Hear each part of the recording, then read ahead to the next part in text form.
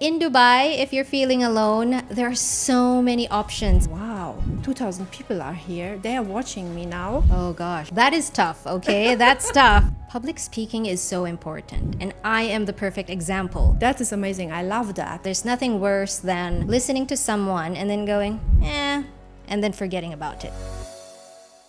Welcome to the Empowered Brilliance podcast, where we share inspiring stories from the vibrant Dubai and beyond. I'm your host, Khatera. On my podcast, I'm talking to incredible personalities about their definition of success, their personal happiness, their dreams, their journey of resilience and self-mastery, and how to step into your own brilliance. In the Icon of Impact conversations, you are going to get valuable insights from my guest. And today's Icon of Impact is a true powerhouse in the world of media production, broadcasting, and global events. I'm so excited to welcome Zeena Turner, a celebrated broadcaster, producer, moderator, and an expert in helping individuals find their voice. Zeena, thank you so much for being on the podcast. It's a great pleasure to have you here. Thank you, Khatera. I'm really, really glad that number one, you started this podcast because we were talking about it a few months ago.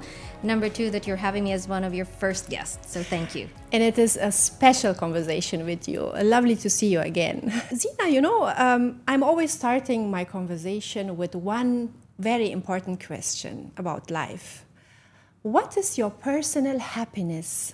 Happiness is really doing whatever I want. Wow. I know that seems very broad, but yes, if I want to play with my kids today, I will, because I have the freedom of time. Or if I want to do a job because I like the people that I work with, I will. I'll go for Amazing. it. So it's basically aligning whatever you're doing with your values. To me, that's happiness. If I feel like I'm being forced to do something and I'm doing it, then, obviously I'm not happy. And I'm trying to do less of those things and more of the things that really spark joy in me and make me feel fulfilled. You have had an amazing career in broadcasting and as a producer as well and as a moderator. Can you tell us, how did you find your passion? Oh gosh, so I was maybe 8 years old when I started dressing as a reporter, vest, on location with a mic and pretending there's a camera in front of me and basically reporting about whatever happened that day, whether it's a fire or a car accident. So I remember role-playing a lot when I was a kid. And every time I got asked in school, what do you want to be when you grow up? It's always someone in the media sphere. So a reporter or a news presenter or someone who directs TV shows, for example. So it's always been in that space. And I think the influence comes from my relatives. So some of my relatives used to be on TV. They directed films. They were producers. So they were creatives. And that was a big influence for me. And what would you say is the most common barrier people face when it comes to expressing themselves in front of others? How can they overcome that? So as a TV, radio, podcast producer, the number one thing that people tell me is, I really don't know what to say. I don't know if, what I have to say is valuable enough. So that's the other thing.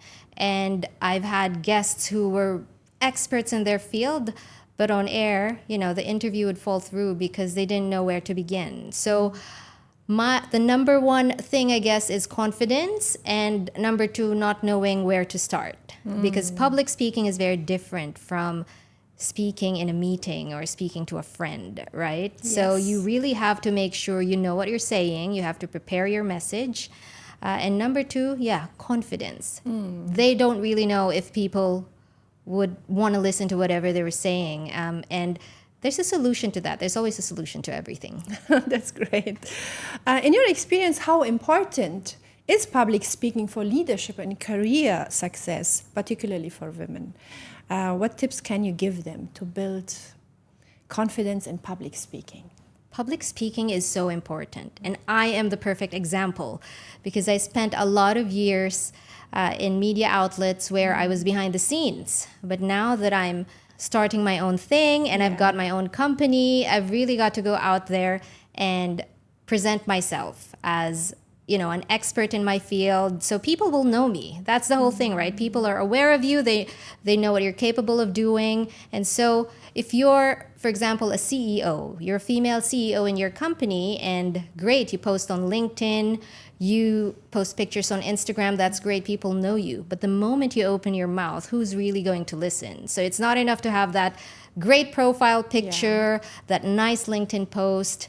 When you're in a panel discussion or you're delivering a speech, people aren't obliged to listen to you. A lot of them can leave the room if they're not your staff, or a lot of them can turn off the radio if they don't see any value in what you're saying. So really, you got to get out there, make sure you have something to say, and make sure that you know your audience. Presenting a live talk show, sometimes, of course, there are days you're not feeling, very confident. But there are some tricks what we are doing when we are on stage and suddenly, have to make a presentation live in front of thousands of people. What are your tips and tricks? Okay, I'll share mine if you share yours first. I know you're a seasoned TV presenter and you've done this for years, but what do you do when you're nervous? Yeah, that's a very good question. There are two things, like, for example, I'm trying to not see the whole people, like in front of thousands of people. If you go and see like, wow, 2,000 people are here, they are watching me now, then of course you will get nervous. But I'm just looking at a certain point, focusing on my speech and trying to, to relax first. First is, I think, very important to just breathe in. Breathing, that's so important, especially if you're nervous, you're hyperventilating. Just taking that pause and that, breath, that one breath before you go on stage, before you turn on the mic and speak. That's really helpful. For me, I think one of the things I do is when I'm really anxious or nervous, I always think about why they asked me to speak in the first place.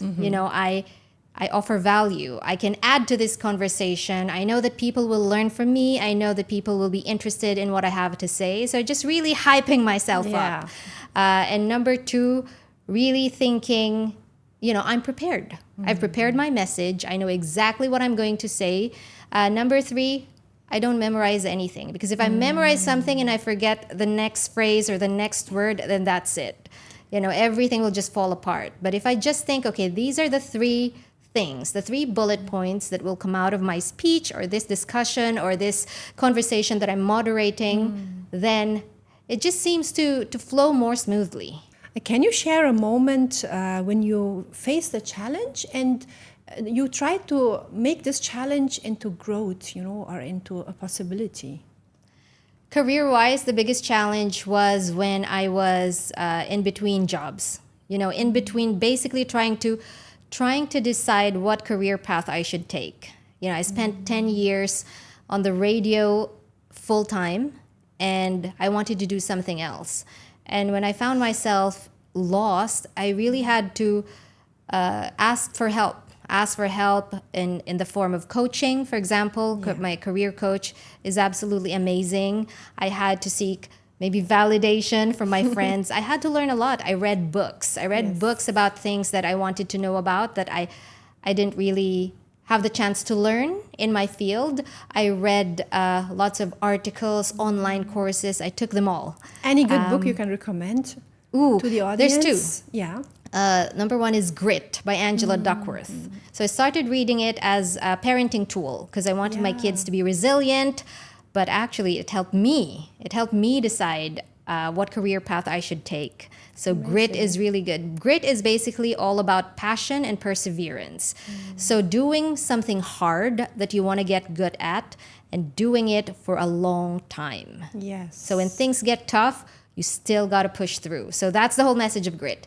Number two is Never Split the Difference by Chris Voss. So he's a former FBI negotiator, and he teaches people how to negotiate in business. Oh, yeah. And I learned so much from him, just like really practical tips. Dubai is a great place for women feeling safe and, also seeing growth in everything they do. A great environment. How important is this for women especially to feel really good in what they're doing and chasing their dreams and achieving anything they want? It's so important to be in the right place because you want to be in a place where you're being supported, whether you're a woman or a man. As a mentor, how do you approach helping others present themselves confidently in corporate setting or on stage or in media? How can you help them present themselves better?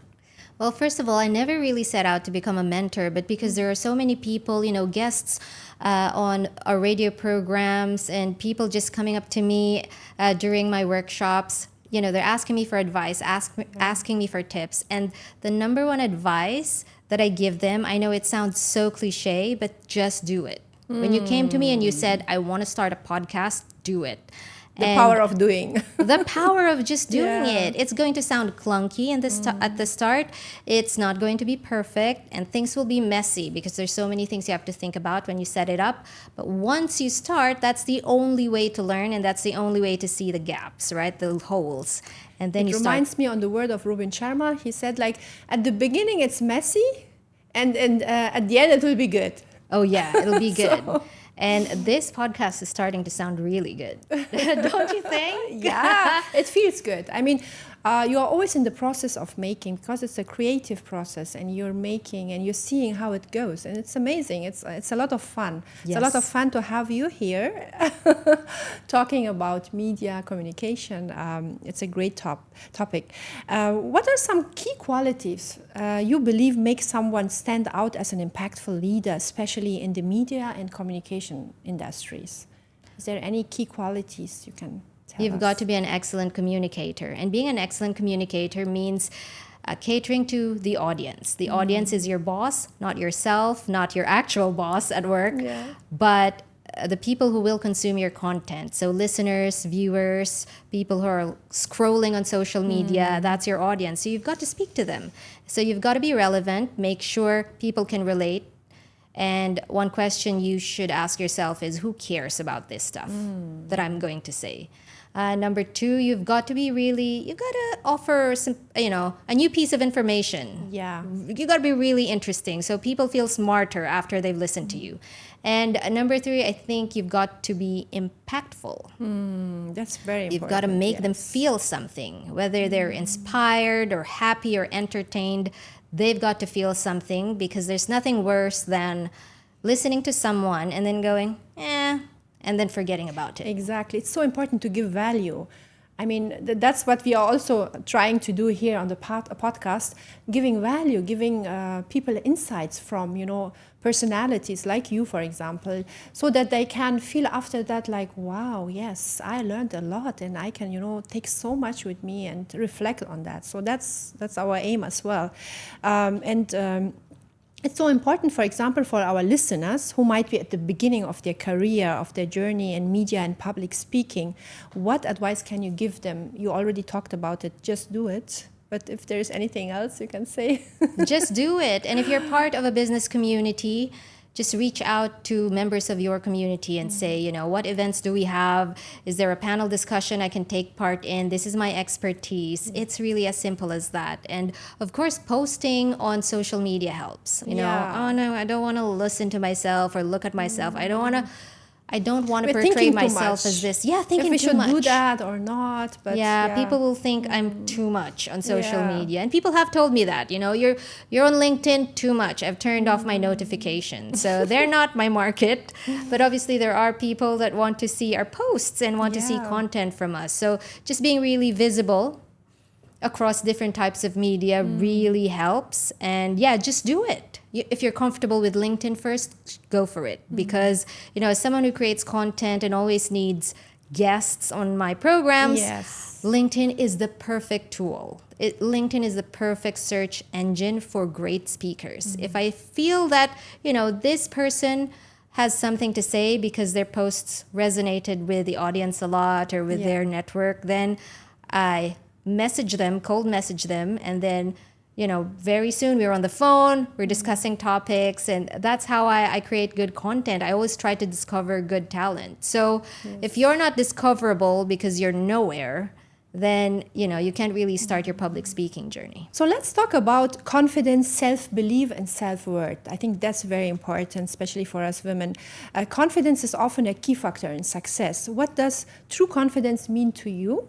And how can someone cultivate it, especially when facing self-doubt? Oh gosh, okay.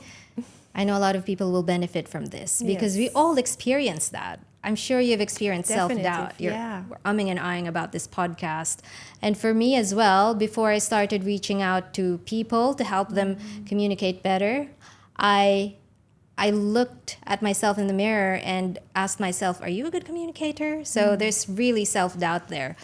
And that's a battle you always have to fight. But real confidence really is knowing that when you enter the room, when you're in front of the mic, when you're in front of the camera, you're offering value. You're entertaining people, you're interesting, you're giving them something that's worth their time. You know, our attention span is so short. I think there's research true. that says the average adult attention span is 8 seconds. So after 8 seconds, if they're bored of this conversation, they will turn the radio off, they will switch to another podcast, they will scroll up or down. So it's very important to, for every word that you say, it has to have an impact. Zeena, in your experience, what role does self-belief play in leadership in achieving long-term success? How can someone strengthen their belief in themselves and when facing setbacks and challenges? Is there anything you can give for yourself, like to believe in yourself? Is there any secret in that? Well, some people are just born with it, right? But for people who are not and are still doubting themselves, it's good to reach out to potential mentors. And you'd be surprised because, for example, you're in the hospitality industry and you really want to grow your career in that space. Just look for role models on LinkedIn, for example, or in your industry, go to networking events and approach that senior figure in your industry and ask for advice. And number one, they'll be super flattered. Yes. And number two, they're always going to help. There is no way. I mean, only an evil person will say, I don't want to help you. So don't be afraid to reach out. So a good mentor is all you need.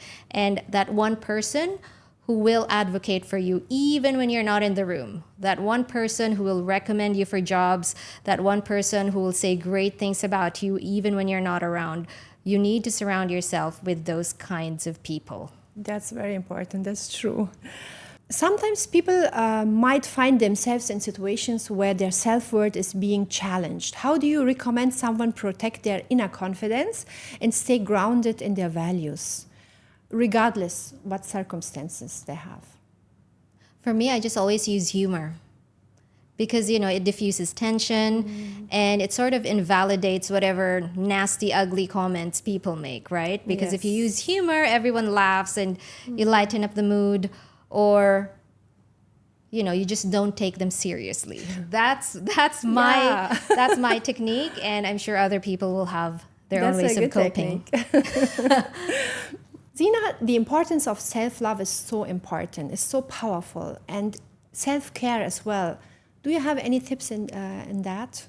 Okay, I'm going to steal this from people. I've heard this from a lot of people, but self-love is really saying yes to things you like and saying no to things that you don't like. And when you say yes to something you don't like, you're really saying no to yourself. So make sure before you give an answer that it's an answer that you truly mean. And don't be afraid of people getting offended or angry because of your decision.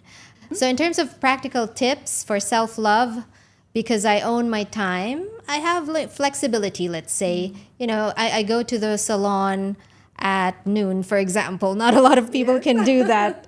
And I just really take a break when I know I need to. My body tells me, I'm under the weather. That means I'm getting stressed and I need a break. So just listening to your body and listening to your mind as well. So for example, there are days when I'd have 6-7 meetings a day, but I make sure that the next day is pretty easy. So just balancing everything out. And of course, time with yourself and with your family always is super recharge. That's the one thing that I really value because it does recharge my energy. Zeena, sometimes the journey to success can feel isolating. You're feeling alone when you reach success. What can you say to people about this? Yes, it can be isolating, it can be lonely. But in Dubai, if you're feeling alone, there are so many options in terms of the business and social communities you can join. And people are very welcoming here. So For example, myself, I'm part of 3-4 business communities, 2-3 social communities. We regularly meet up, and I think that's key. There are also cases when you surround yourself with a group of people, and yet you've never felt lonelier. So also gauge your environment and the people you hang out with, because you have to be hanging out with people who share the same values and maybe Yeah. the same goals. You laugh at the same things, Definitely. and that's really key to This is happiness. very important to choose very wisely, yes. Zeena, you have mentioned in the past that your work is about empowering others. How do you maintain your own sense of empowerment and ensure that you're always growing and feeling fulfilled in life and in your work? Being empowered in my profession really means succeeding in helping others. So if I see someone who's finally taken that first step to start a podcast or to go on stage or deliver that keynote speech, that to me, I think is success. What advice would you give to someone who is struggling to balance self-belief with humility?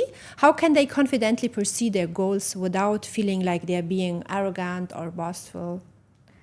This is something that women encounter a lot. If they tell people about their achievements, then they're arrogant.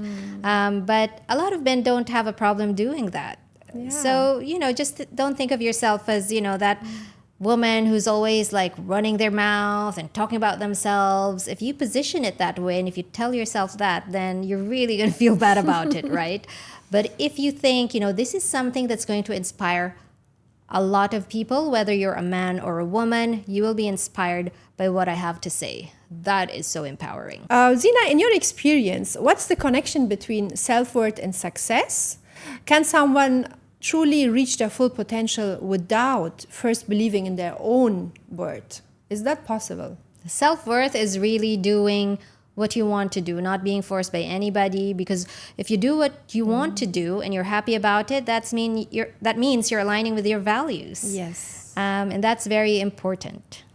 How do you stay motivated and positive when things don't go planned, and what practices or habits are you doing just, for your happiness and well-being?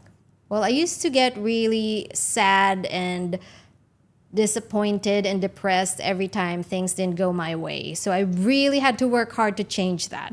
And my thing now is finding solutions to problems. If I encounter a roadblock, okay, I'm going to wallow for like 2-3 minutes and then I'm going to think on my feet. What can change this? What can make the situation more positive? How can I solve this problem? And it's years and years of talking to people who have done it in the past, business leaders, people in my field who have so much experience. So really taking advice from people who have been there, done that, and applying it in my life. So to answer your question, so many challenges, but we're always focusing on the solution. That is amazing. I love that. Zeena, I have some short, sweet questions for you. Okay. I love the conversation with you. So imagine if you had a magic wand and you could instantly give women a superpower, what would it be? That is tough, okay? That's tough. But the one superpower I would give them is confidence. Oh, yes. I love that. And confidence, not just to, perform on stage or open their mouths, really not thinking about what people will think of them. Because that's how you truly shine. You step into your own energy, and that's when you're really empowered. Amazing. I love that. And I hope that with this conversation, all the listeners and viewers will be feeling empowered and inspired by your words and now ready to unlock their own brilliance. I really, really hope so. I hope you're feeling inspired, empowered, and ready to unlock your own brilliance. And stay tuned for more inspiring conversations from the Empowered Brilliance podcast. Until next time, step into your brilliance.